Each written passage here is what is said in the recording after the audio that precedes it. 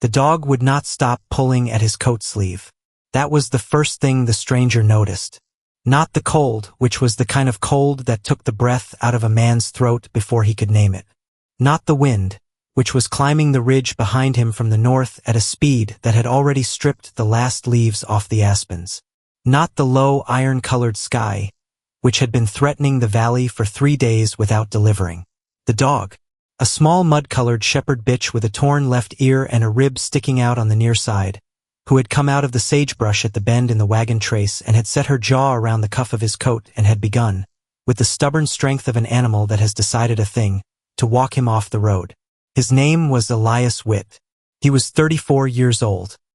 He was a territorial land office surveyor out of Cheyenne, riding south by mule through the Powder River country on the last week of a 3-month circuit, on the 3rd afternoon of November in the year 1886. The wagon trace under Governor's hooves was a hard corrugation of frozen mud and pale dust, curling in a slow arc between 2 low ridges of dry sage. There was not a bird in the sky. There had not been a bird in the sky since noon. Elias Witt had noticed this the way surveyors notice things quietly, without saying it aloud, filing it in the back of the mind under the general heading of Do Not Ignore. The stillness had a particular quality to it that afternoon. It was the stillness of a country waiting to be hit. He had ridden through the beginning of 11 winters in the northern plains. He had learned that the country did not warn twice. He wore a long canvas riding coat lined with wool, a black wide-brimmed hat pulled low, sturdy leather gloves, and a rifle across his back in a scabbard that had frozen shut 2 hours earlier. His mule was named Governor. Governor did not like the dog. But Governor, who had been on the road with Elias Witt for 11 years and who understood the difference between a nuisance and a warning, had stopped walking when the dog had appeared and had not started again. Elias looked down at the dog. The dog looked up at him. The dog had eyes the color of a stove door in the middle of the night, dark, deliberate, patient. She did not bark. She did not whine. She pulled at his cuff once more, released it, and took 2 steps off the road toward the west, into the sagebrush, and stopped, and turned her head back over her shoulder to see whether he was following. He was a territorial land office surveyor. He was not, by profession or by inclination, a man who followed animals into empty country in weather that was already killing cattle in the county to the north. But he had been on the road long enough to have learned the one rule that the country teaches the surveyors first: you do not ignore an animal that has come to find you. Not in November. Not with a sky that color. He touched the brim of his hat, said aloud to Governor: Governor, wait, and stepped down from the saddle. His boots hit the frozen dirt with a sound like a small hammer. He had known men who had made a career, in the territorial land office, out of not stepping down from the saddle when a country animal came for their sleeve. He had grown up hearing about them. They were, most of them, dead now. His own father, who had ridden dispatch for the Union Pacific in the years just after the war, had been a man who stepped down. His father had once told him: Elias, the country will send you 3 warnings before it kills you, and the smallest of them is the one you will be tempted to ignore. When you are tempted to ignore it, remember that the country's smallest warnings are its most polite. It will not ask you a 4th time. Elias had been 13 years old when his father had said that to him, and he had not thought about it in 20 years, and it came back to him now in a way that felt less like memory and more like weather. The dog, satisfied, turned and set off at a low, fast trot into the sage, and Elias Witt followed her. The dog moved in a way he had never seen a dog move before. She did not run, and she did not lope. She trotted at a pace exactly matched to the pace of a man leading a mule over broken country, and every 20 or 30 yards she would stop and look back to see whether he was still following, and every time he nodded to her which was, he would later admit to Adelina Corwin, an involuntary reflex, because he had never nodded to a dog in his life before that afternoon she would turn her head forward again and keep going. She led him along the shoulder of a low ridge that no one in the county had bothered to name. She led him down through a stand of dry sage that stood taller than his knees. She led him across the bed of a dry creek where the sand had frozen into a hard corrugated crust that took the sound of his boots and gave back a small dry echo. She led him, in the last 100 yards, up a rise so gentle that he did not know he was climbing until he crested it and saw, On the far side, the granite outcrop rising out of the sage like the prow of a ship out of a calm sea. He stopped at the top of the rise and stood for a moment. He said aloud, to nobody in particular, a euro, I have surveyed this county twice in 6 years. I have ridden within a half-mile of this rock 4 times. I have never seen it. The dog, ahead of him at the base of the rise, sat down and looked back at him with a patience that was almost embarrassing, and Elias Witt walked the rest of the way down. She led him 3/4 of a mile off the wagon trace, over a low ridge, down into a shallow draw that no wagon had ever crossed, along the bed of a dry creek, and up the far side of the draw to a place where the sagebrush thinned and gave way to the base of a granite outcrop the size of a small church. At the base of the outcrop, in a wedge of shadow between 2 leaning slabs of stone, was the mouth of a narrow cleft. It was the width of a man's shoulders. It ran back into the granite for a distance he could not see from the outside. The dog stopped at the mouth of the cleft and sat down. She did not go in. She looked at him and waited. Elias Witt walked to the mouth of the cleft. He crouched down. He heard, from inside the granite, the sound of a woman crying. It was a very quiet crying. It was the kind of crying that a person does when they have already been crying for so long that the crying has become a kind of breathing. He said, a euro, hello. The crying stopped. He said, a euro, I am a territorial land office surveyor. I mean no harm. My name is Elias Witt. There is a dog outside who brought me here. Are you injured? Silence. Then, from inside the cleft, so soft he had to lean in to hear it, a euro, please. Just look. Please. Please just look. He took a match from his coat pocket. He struck it against the granite. He held it out at arm's length and he leaned into the cleft, and what he saw in the small yellow light was a room. Not a hole. Not a cave. A room. It had a low ceiling of dressed granite, cut smooth by hand. It had a floor of the same, swept clean. It had 2 walls of stacked stone, mortared with a pale clay he did not immediately recognize. It had a small iron stove in one corner, cold now, but with a chimney pipe that ran up through a chink in the granite ceiling and disappeared. It had a wooden bench along one wall, and on the bench were 3 neatly folded wool blankets, a copper kettle, a tin plate, a wooden spoon, a bag of dried apples, a small crock of what looked like salt pork, and a canvas satchel with a leather buckle. It had a lantern on a shelf with kerosene in the reservoir. And on the floor, in the far corner, half wrapped in a blanket the color of old wheat, was a woman. She was young. She looked to be 22 or 23 years old, though it was hard to tell in the light of a single match. Her hair, dark brown and coming loose from what had been a low bun, was matted at the temples with dried blood from a cut along her hairline. Her face was thin and hollow-cheeked and shadowed with cold. She wore a long-sleeved high-collared dress in dark gray wool, buttoned to the throat, with a woolen shawl wrapped tight over her shoulders and pinned across her chest with a small brass pin. Her hands, when she raised them slowly into the light, were bandaged at the knuckles with strips torn from a petticoat, and the strips were stained rust-brown. Around her wrists, dark under the bandages, were the unmistakable marks of a rope. Around one ankle, showing through the parted hem of her long skirt, was a matching mark, and above it, a purple bruise the size of a man's fist. She whispered again, a euro, please. Just look. Elias Witt lit the lantern. He turned the wick low. He set it on the shelf. He crouched down at the far end of the room, at a respectful distance from her, keeping his hands where she could see them. The dog came into the cleft and lay down between them, along her ankle, with a small breath that sounded almost like relief. Elias took his hat off. He did not know exactly why. He set it down on the wooden bench and he took his gloves off, and he laid them next to the hat. He put both his hands, palms up, on his knees, so that the woman on the floor in the far corner could see that they were empty.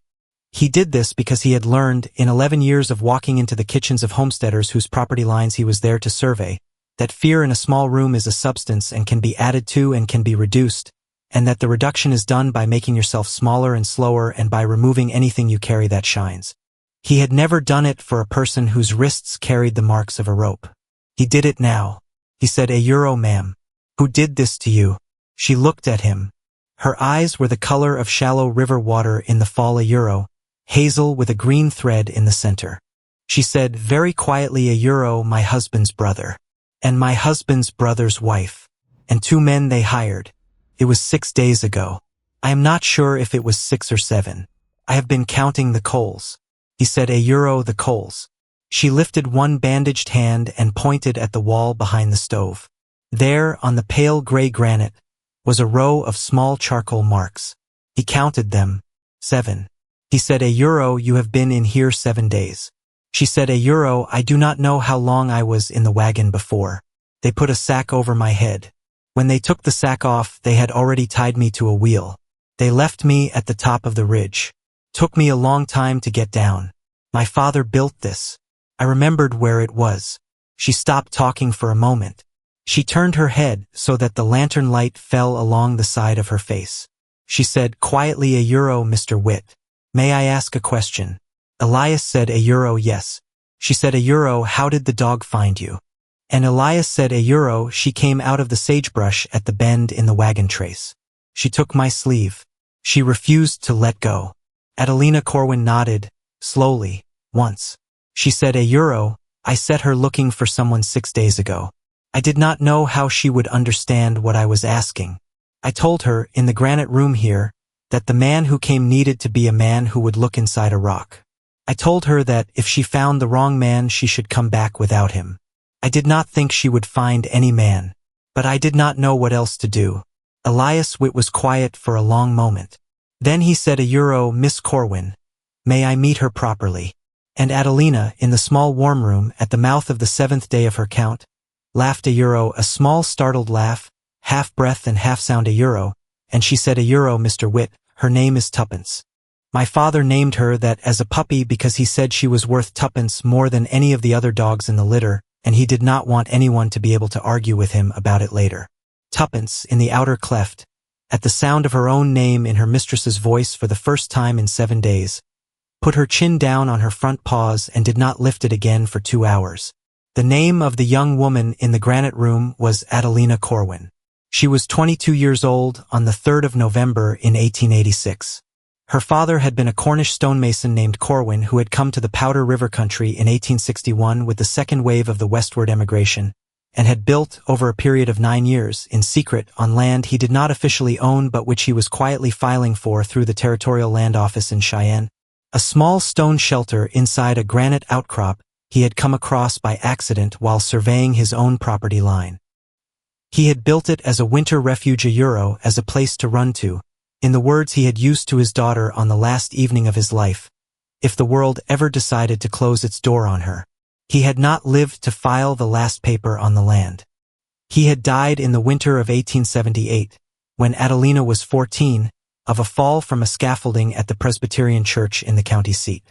He had left his 11-year-old son a rifle, his 14-year-old daughter a small leather journal in which he had written every one of the details of the shelter, €1, its location relative to 3 named landmarks, the manner of its construction, the sources of its supplies, the location of the emergency food, the trick of the stove's cold start, and, at the bottom of the last page, the sentence that would become, for his daughter, the cryptic wisdom of her survival, €1, the strongest walls are the ones the wrong people never see.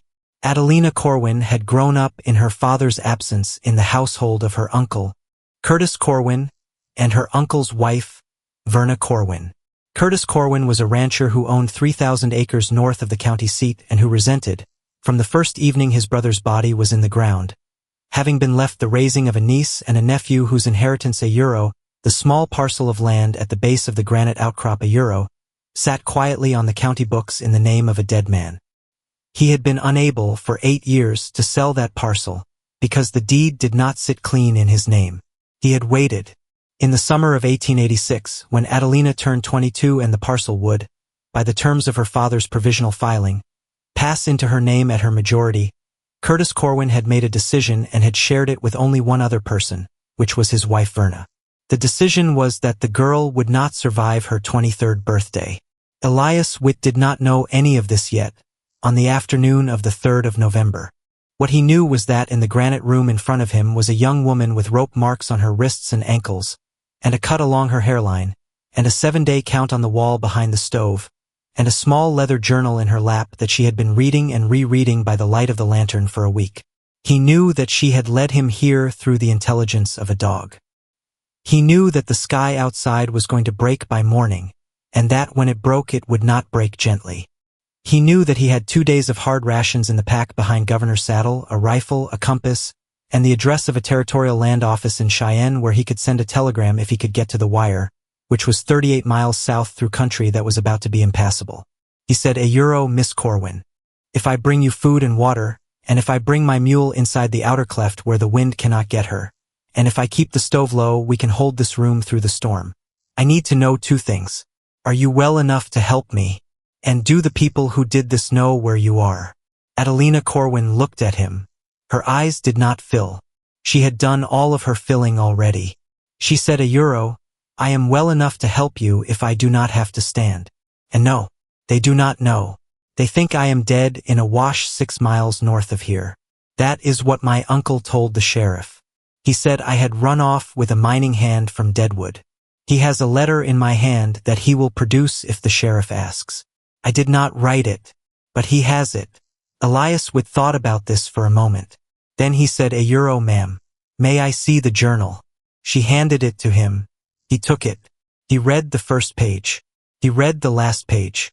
He read the map her father had drawn on the 3rd page. He closed the journal and put it back in her lap. He said, "Euro, I am going to bring the mule. I will be back in 20 minutes. Do not stand up." He was back in 19.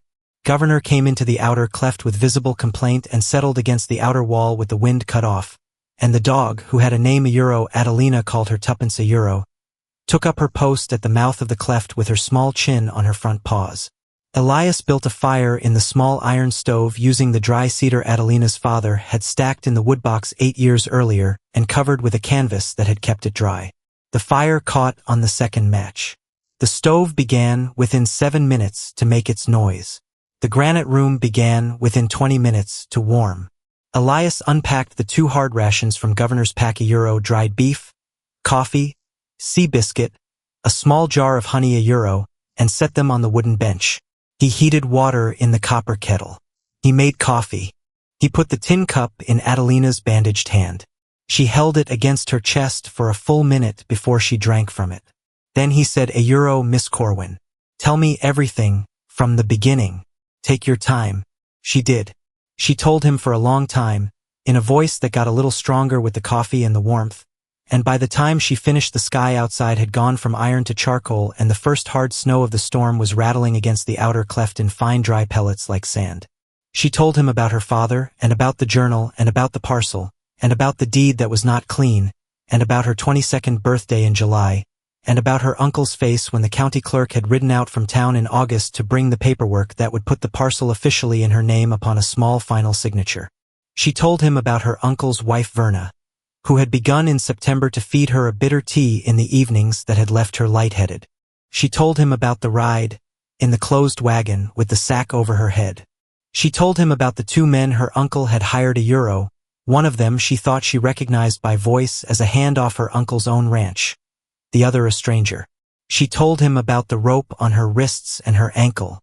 She told him about the moment on the ridge when they had walked away with the sack still over her head, and about the hours it had taken her to work the sack off, and about the hours after that to work the rope loose, and about the crawl down the ridge, and about how she had almost passed the outcrop in the dark. She told him about Tuppence, who had appeared at the base of the outcrop on the 2nd morning with a torn ear and a broken rib and had refused to leave. Elias listened without interrupting. He did not take notes. He was a surveyor. He did not need notes for this kind of work. When she was done, he said one thing. He said, "Euro, ma'am. I believe you, and I am going to help you." The storm was a bad one. Older ranchers in the Powder River country would still, in 1930, point at the winter of 1886 and shake their heads and say that they had not seen its equal. It killed 60% of the range cattle in Wyoming territory before spring. It laid down 37 inches of snow in the first 96 hours. It buried fence lines 8 feet deep. It broke the county telegraph at 3 separate points.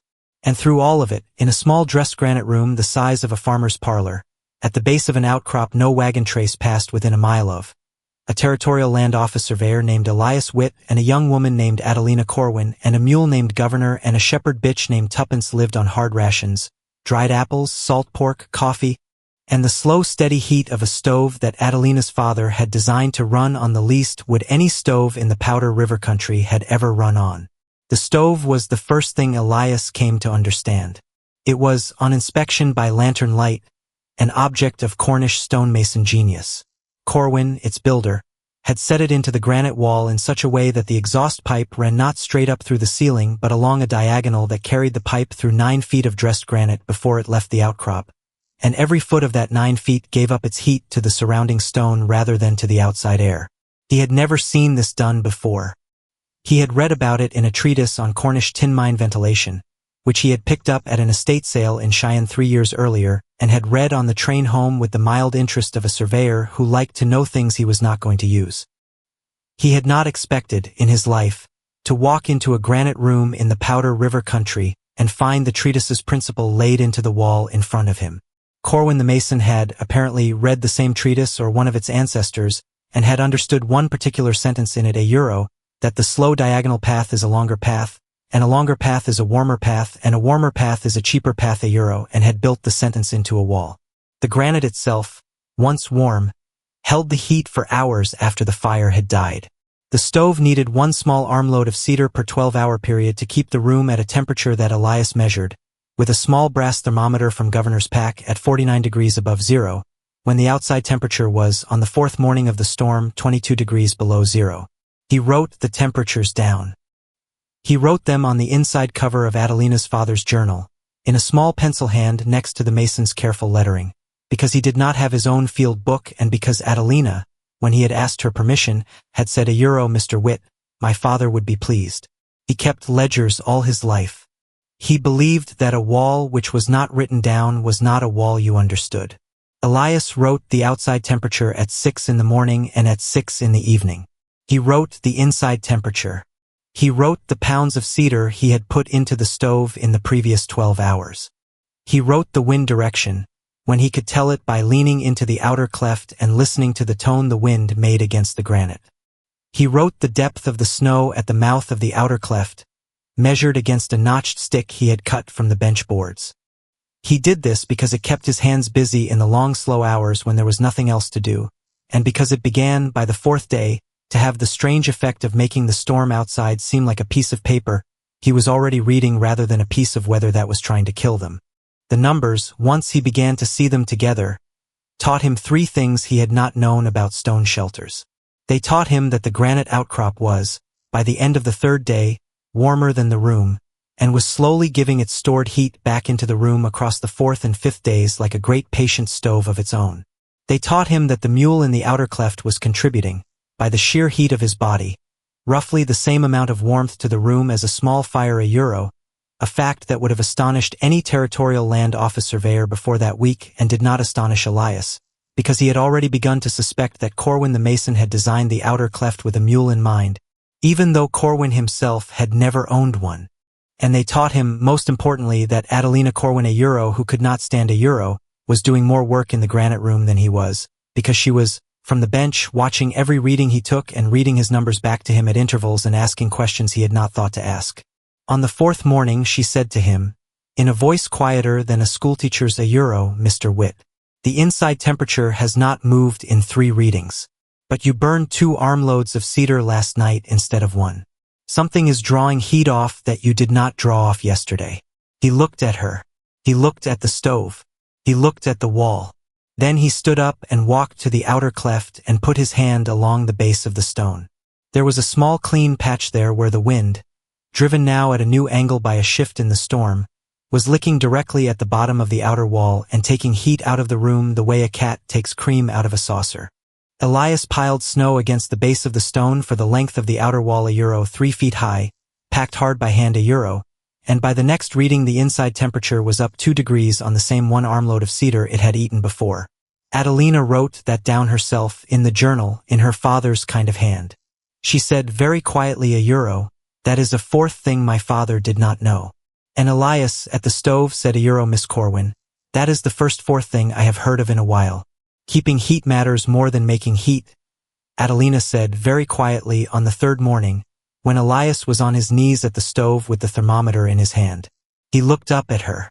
He said, "€, is that a saying?" She said, "€, it is what my father wrote at the top of the journal. Under the map." Elias thought about that for a moment. Then he said, "€, Miss Corwin. Your father was a genius." She said, "€, my father was a mason. My mother was a schoolteacher. I do not think he was a genius. I think he was a mason who listened to his wife."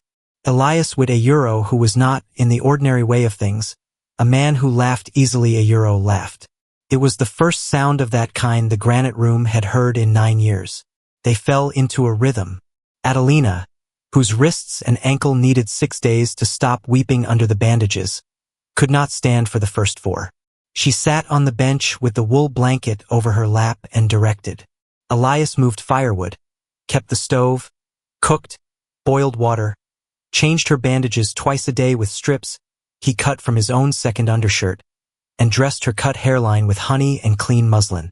Tuppence went out 3 times a day to relieve herself and came back inside without being called. Governor stood in the outer cleft and did not complain, because the outer cleft, though colder than the inner room, was warm enough to keep him alive and dry enough to keep his hooves sound. They had 3 built-in fix problems in the first 8 days. On the second morning, a fine ribbon of smoke began to back up into the room through a hairline seam in the stovepipe's diagonal run, and Elias climbed onto the wooden bench and packed the seam with wet clay from the small clay reserve Adelina's father had left in a covered crock in the far corner, and the smoke stopped by afternoon. On the 4th night, condensation formed on the inside of the granite ceiling because the storm outside had raised the humidity in the room to a level the shelter had never been designed to handle, with 2 humans and a dog and a mule inside instead of 1. And by morning the condensation had begun to drip on Adelina's bench, and Elias solved it by drilling 3 small vents through the mortar at the top of the outer wall with a nail from Governor's pack and a rock, allowing the moist air to escape into the outer cleft and be replaced by drier air.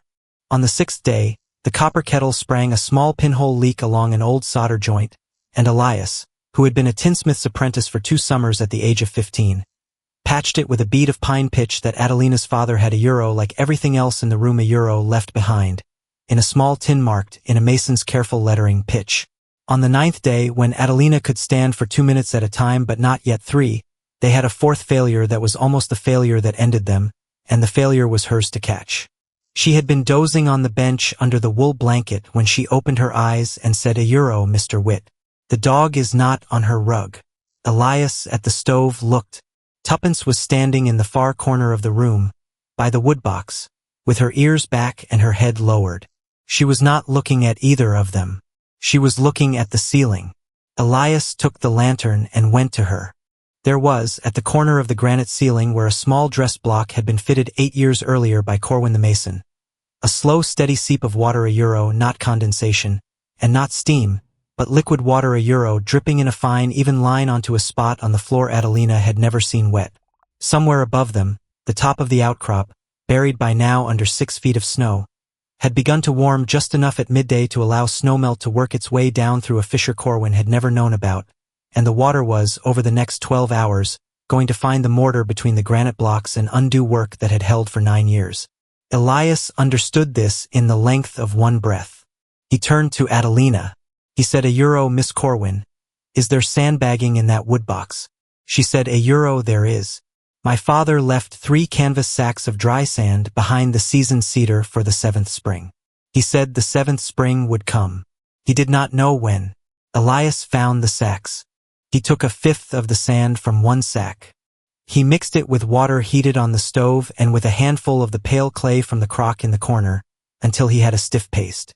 He climbed onto the wooden bench with the paste in a tin cup, and he packed the paste into the corner of the ceiling where the water was seeping. Then he laid a clean handkerchief from his coat pocket over the paste and pressed it flat. He climbed down.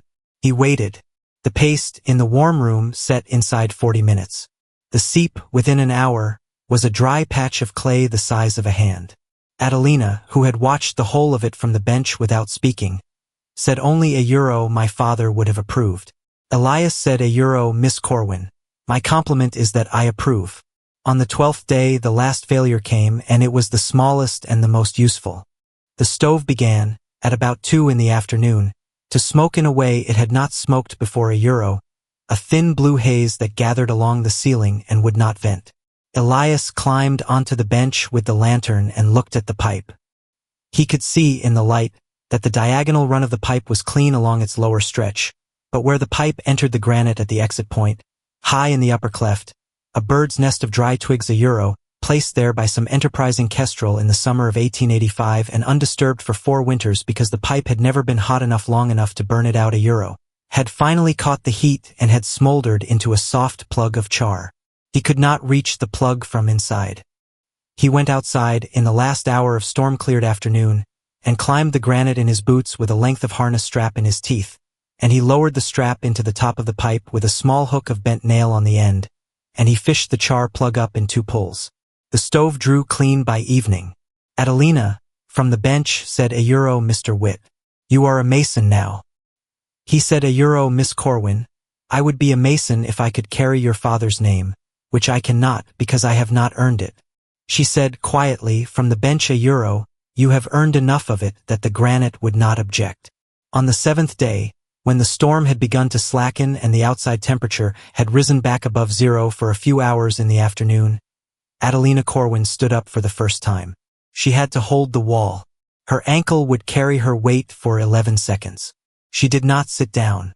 Elias, who had been at the stove, stood and put his hands where she could see them, and did not touch her. She said, Mr. Witt. There is something I need to show you. He said, yes, ma'am. She said, it is at the back of the bench, under the 3rd board from the wall. He lifted the 3rd board. Underneath it was a canvas-wrapped bundle the size of a Bible. He handed it to her. She unwrapped it in her lap. It was a deed. It was the certified deed to the parcel of land, in her father's name, with a codicil in her father's own handwriting bequeathing the parcel to Adelina Corwin upon her majority, and beneath the codicil, the small red official seal of the Territorial Land Office in Cheyenne, dated the 11th of October, 1877, 3 months before Corwin died. There was also a letter. The letter, in Corwin's careful mason's hand, was addressed to whoever should ever open the granite room without Adelina in it, and it said, in 10 short sentences, that the deed was clean, that the girl was to have it, and that if the reader was a Territorial Land Office surveyor of any decency at all, they should know that the parcel was, by every legal measure, hers, and that any person who had told them otherwise had told them a lie. Elias Witt read the letter. He read it twice. He looked at Adelina Corwin, who was still holding the wall, who had been in this granite room for 14 days now, 7 of them alone, 7 of them with him, and who had lived through a set of things that would have killed almost anyone he had ever met. He said, Miss Corwin. I am the Territorial Land Office. I have my seal in my saddlebag. If we can get out of here on the day the storm ends, I will ride to Cheyenne. I will file the codicil in person. I will bring the sheriff of this county back with me. And I will bring your uncle a fair trial. She said, Mr. Witt. That is what I hoped you would say. He said, I hoped you would let me say it. They came out of the granite room on the 16th day, which was the 18th of November, in a morning that dawned clear and hard blue over 8 feet of snow. The morning began with light before it began with warmth. Elias woke at 4:30. He knew, from the change in the quality of the darkness at the mouth of the outer cleft, that the storm had ended in the night. He got up quietly. He built the stove up one last time. He put the copper kettle on. He walked to the outer cleft. He stepped past Governor, who was standing with his head down and his ears in the neutral resting position that Governor only used when he believed he was about to leave a place. He stepped past Tuppence, who was already awake and standing at the mouth of the cleft with her nose in the outer air. He stepped outside. The world was white to the horizon in every direction. The sun was not yet up. The eastern sky was the pale silver of the inside of a fresh oyster. There was no wind. The silence was so complete that Elias could hear, distinctly, from 1.5 miles away, the low bell of a range cow that had somehow survived and was now standing somewhere in the drift looking for its herd. He stood outside the mouth of the cleft for a full 3 minutes and did not move. Then he went back inside and said to Adelina, who was awake on the bench, Miss Corwin, it has ended. We can go today. She said, In a voice that surprised him with its steadiness, a euro, Mr. Witt. I have been ready for 6 days. I did not want to rush you. Elias had spent 3 days before the storm broke shaping a sledge out of 2 of the wooden bench boards and a length of harness strap from Governor. And by the time the sky cleared he had a small serviceable sled onto which he could lift Adelina, who could still not walk more than 50 feet at a time, and he could pull it with Governor behind. Tuppence walked alongside. They came out onto the wagon trace at 11 in the morning.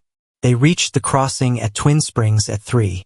They reached the county seat at 9 that night, in a light snowfall and a temperature of 8 degrees above zero, and Elias Witt walked into the sheriff's office in the county seat of the Powder River country with a badly frostbitten young woman on a wooden sledge behind him and a shepherd dog with a torn left ear at his heel. And he laid a certified deed and a signed codicil on the sheriff's desk, and he said, "Euro Sheriff. My name is Elias Witt. I am a territorial land office surveyor. This is Miss Adelina Corwin. Her uncle attempted to have her killed 6 weeks ago in order to steal her land. She survived in a stone room her father built for her before he died. I have taken her statement. I have the deed. I have the codicil. I have the marks of the rope on her wrists. I want your deputy, and I want him tonight." The sheriff's office was warm from a small pot-bellied stove in the corner. There were 3 deputies in the outer room. The clock on the wall read 9 minutes past 9 at night. Halloran did not sit down when he read the codicil. He read it standing up with his hat still on his head, in the light of a single kerosene lamp on the deputy's desk. He did not read it fast. He was not a fast reader in any part of his life, but he read every word.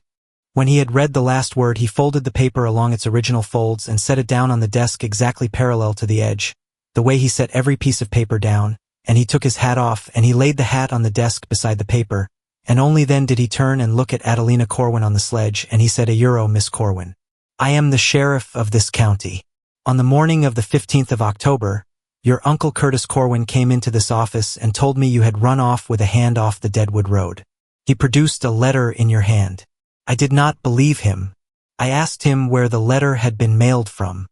He said it had been given to him by a rider, who had received it from a man who had passed through Powder River Camp on the 12th. I asked him to bring me the rider.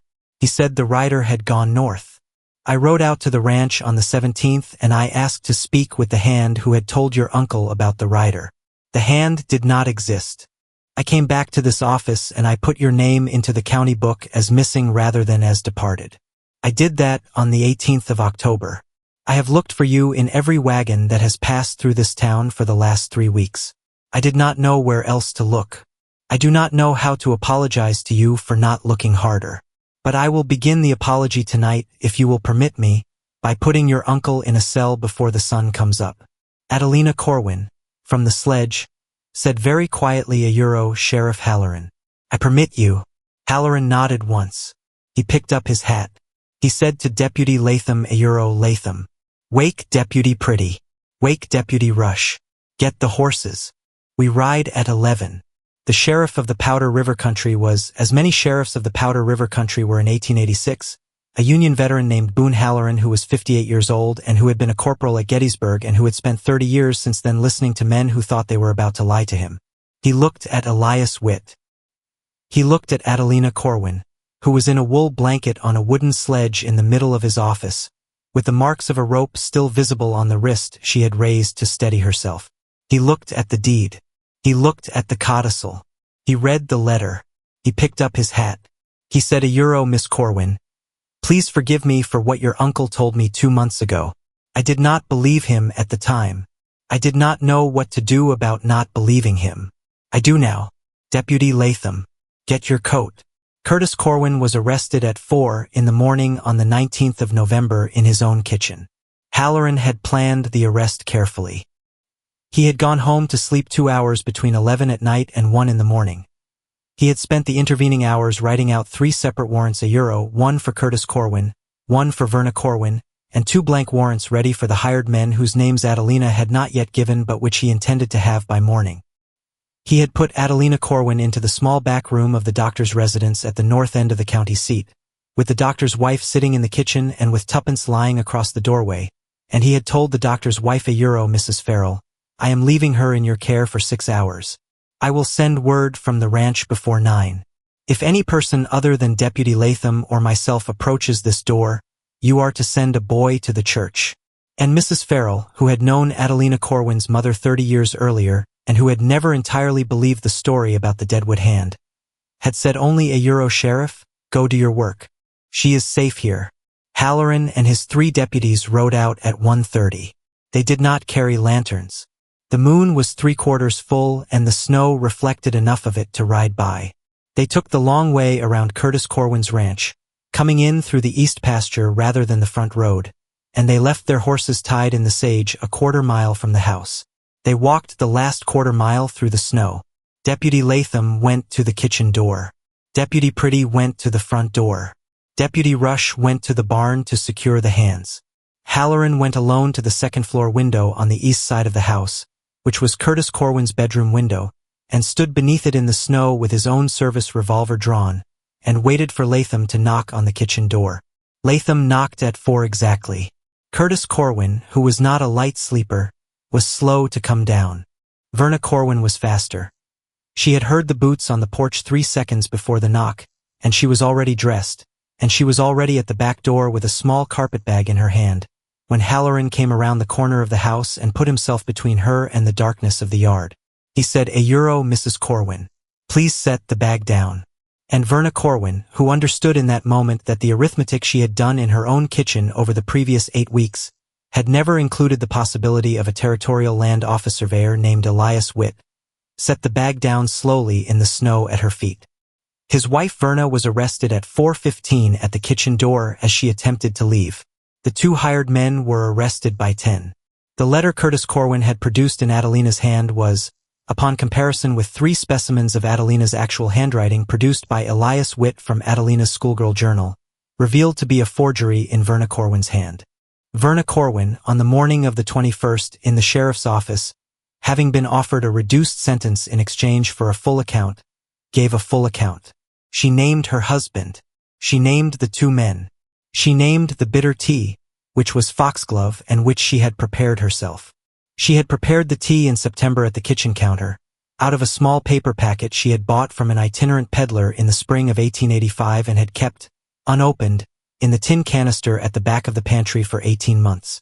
The peddler had told her it was a remedy for female weakness. Verna Corwin, who was not a stupid woman, had known perfectly well what the packet was for the moment she saw the color of the leaves. She had grown up on a farm in Ohio where an aunt had been treated for a heart condition with the same weed. She had never intended to use it on anyone. She had bought it, she said in her statement, because a woman living in a house with Curtis Corwin was a woman who might, one day, need to make a decision about the shape of her own tea, and she had wanted the option to be available on the shelf. The decision she made in September of 1886, she said, was not the decision the peddler had sold her the packet for.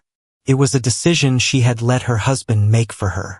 That, she said, was the part she was most ashamed of. She named the ridge at which they had left Adelina. She said, at the end of her statement, in a voice that shook a euro, "I chose to believe the easiest answer. I told myself the girl was already lost. I did that because it was less work than being a mother to her. That is what I did. I do not ask for forgiveness. I only ask that you take it down as I said it." The trial was held in Cheyenne in February of 1887.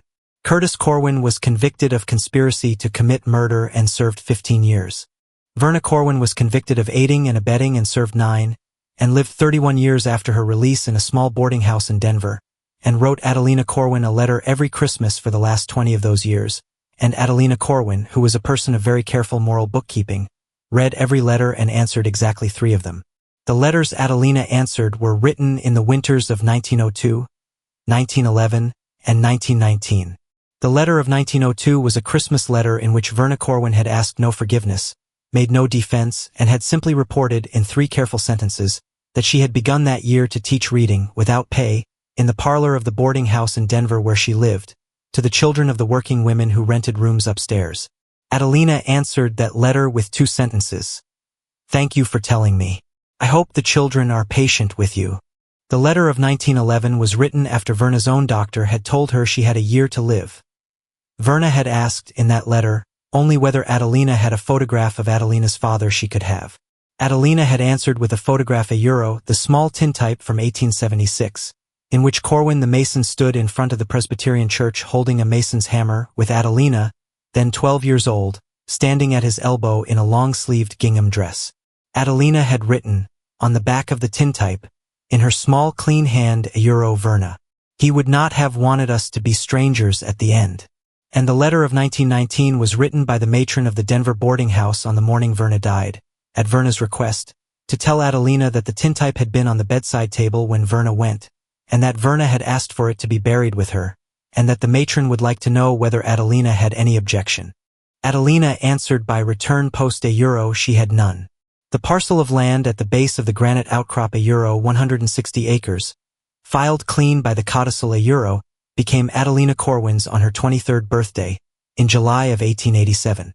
She built a proper cabin on the flat below the outcrop, using the same stonemason principles her father had taught her out of the journal, with double granite walls and a diagonal stovepipe that ran 9 feet through solid rock before it left the roof. She lived in that cabin for the next 61 years. She did not marry Elias Wood She and Elias corresponded for the rest of his life, in a correspondence that would fill, in the end, for bound volumes at the Wyoming State Historical Society, but they never married. In the spring of 1887, for months after the trial in Cheyenne, Adelina Corwin did something the Powder River country did not expect. She published, at her own expense, through a small print shop in the county seat, a pamphlet titled A Practical Manual on the Construction of Small Stone Winter Shelters, by a young woman of the Powder River country. The pamphlet was 39 pages long. It contained, in her own hand and her father's, 6 diagrams. It described the double-thickness granite wall. It described the diagonal stovepipe run through 9 feet of stone.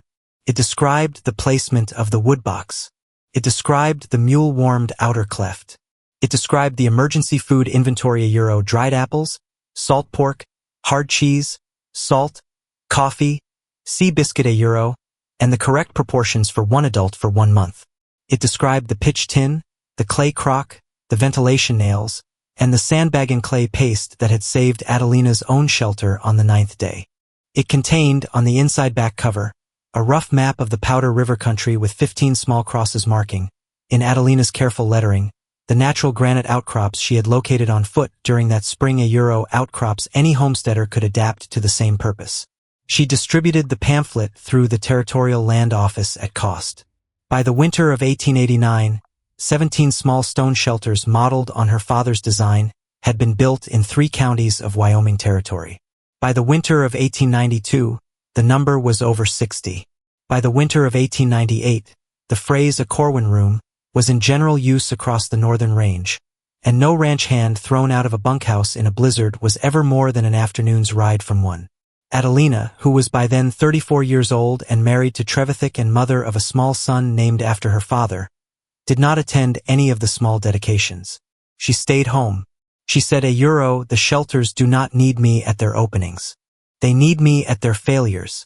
She was called out, in the winter of 1893, to a Corwin room built by a Norwegian homesteader named Bjornson at the base of a granite lip on the west side of the Belle Fourche.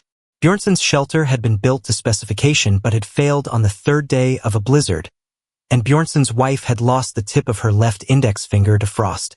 Adelina rode out on the 4th day with Trevithick and with a young ranch hand named Colby, whom she had trained in the previous summer. She looked at Bjornson's shelter for 3/4 of an hour. She said, Mr. Bjornson, your diagonal is correct. Your walls are correct. Your stove is correct. But you have set your woodbox against the outer wall, and the woodbox is drawing cold in against the seasoned cedar, and by the 5th day of a storm the cedar itself is too cold to burn efficiently. Move the woodbox to the inner wall. Insulate the outer wall behind it. And Bjornson, who had built the shelter with his own hands to Adelina Corwin's own pamphlet, said Miss Corwin, I did not know the cedar could get too cold to burn well.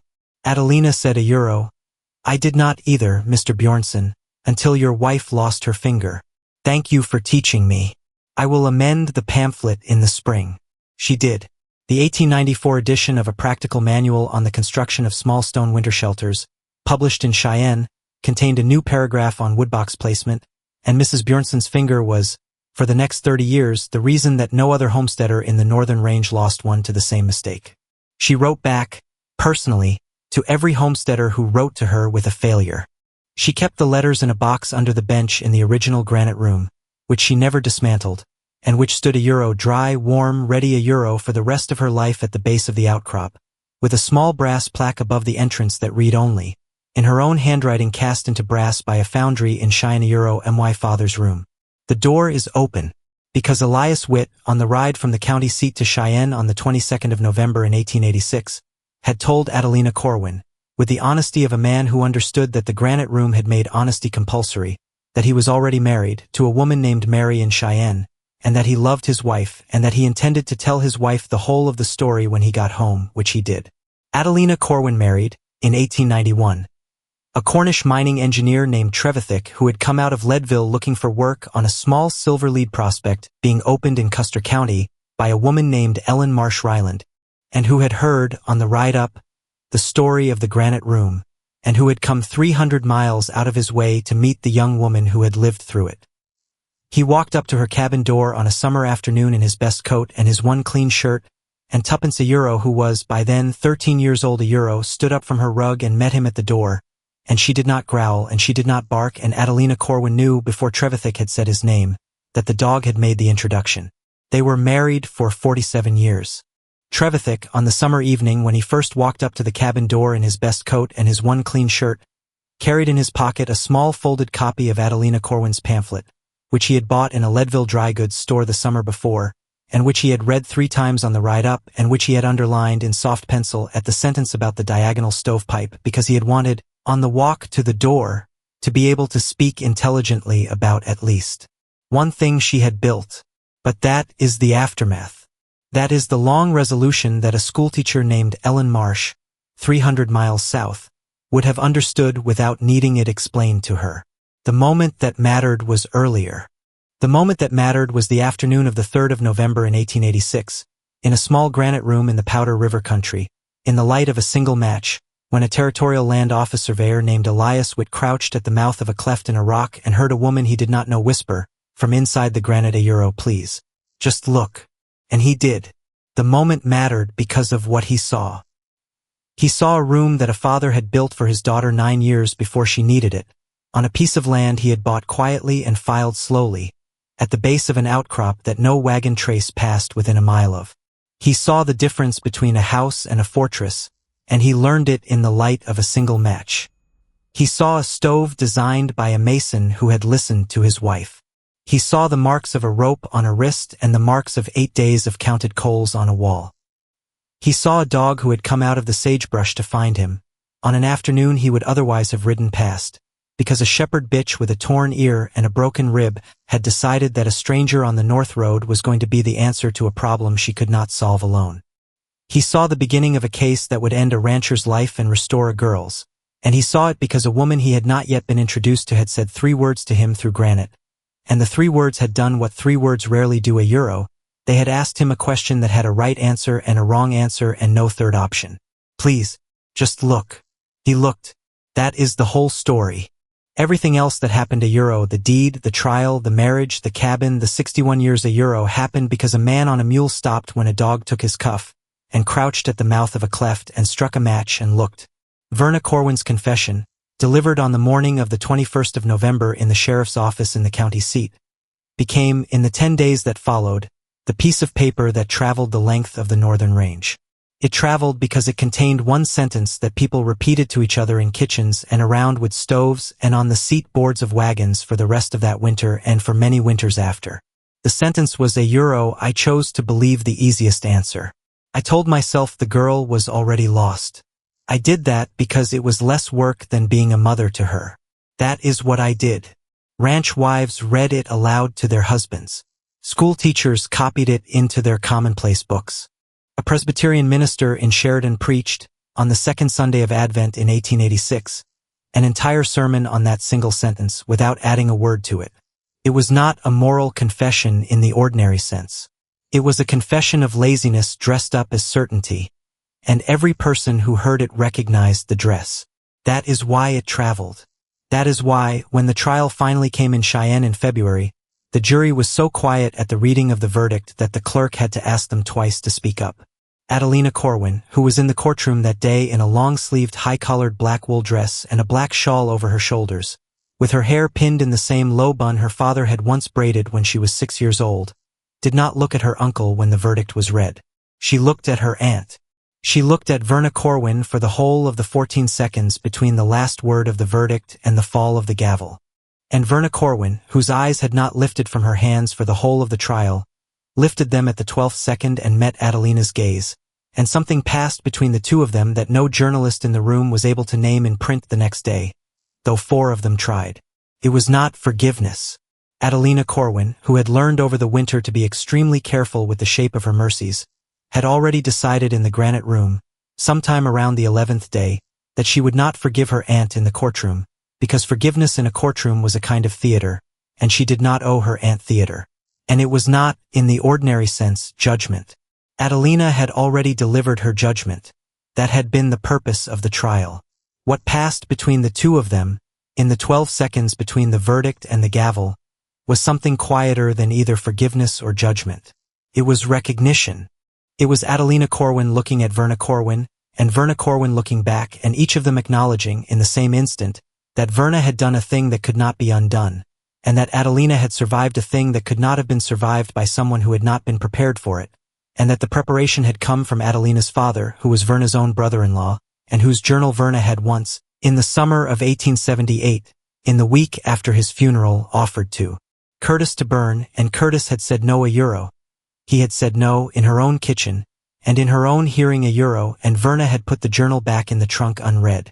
And she had, in that moment in the summer of 1878, chosen the easiest answer for the first time. And she had chosen it every time since, until it had eaten her.